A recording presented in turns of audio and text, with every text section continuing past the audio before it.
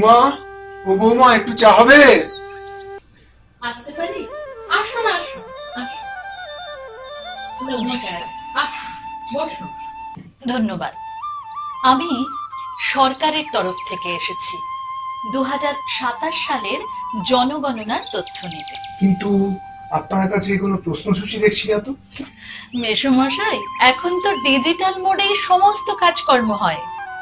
এই জনগণনাতে মোবাইল অ্যাপের মাধ্যমে ডিজিটালি আমরা সমস্ত তথ্য সংগ্রহ করছি। এছাড়া এটি ভারতের প্রথম ডিজিটাল সেন্সাস হতে চলেছে। আপনাদের আরেকটা তথ্য জানিয়ে রাখি, স্বাধীনোত্তর ভারতবর্ষে এটি হতে চলেছে প্রথম জাতিগত জনগণনা। দিদি বাড়ি আছেন? মিতালি, এসো এসো। এই যে জনগণনার দিদি এসেছেন আমাদের বাড়িতে জনগণনার তথ্য নিতে। নমস্কার। আচ্ছা, আপনি কি কি বিষয়ে প্রশ্ন করবেন? আমি পরিবারের কর্তা, বাসস্থান, বাড়ির ধরন, বাড়িতে কি কি সুযোগ সুবিধে রয়েছে, এছাড়া ব্যক্তির নাম, বয়স, পেশা, শিক্ষা, এই সমস্ত বিষয়ে আপনাদের থেকে তথ্য সংগ্রহ করব। আরে, আপনারা এইসব ব্যক্তিগত তথ্য বাইরের লোককে দিচ্ছেন কেন? খবরের কাগজ পড়েন না? কত বিপদ হচ্ছে চারিদিকে। আর আপনি বা এইসব ব্যক্তিগত তথ্য দিচ্ছেন কেন?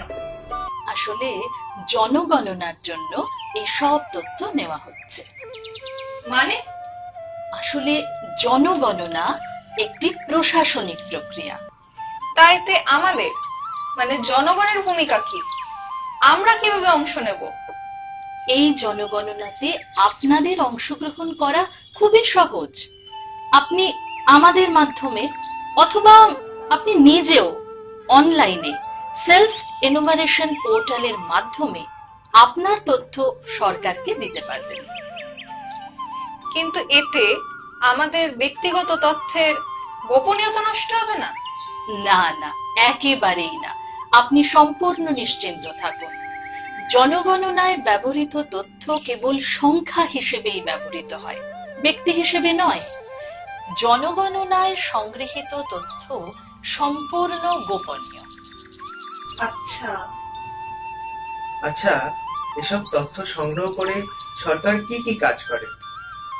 এই সব তথ্য দেশের উন্নয়নমূলক পরিকল্পনা নেওয়ার জন্য ব্যবহৃত হয়।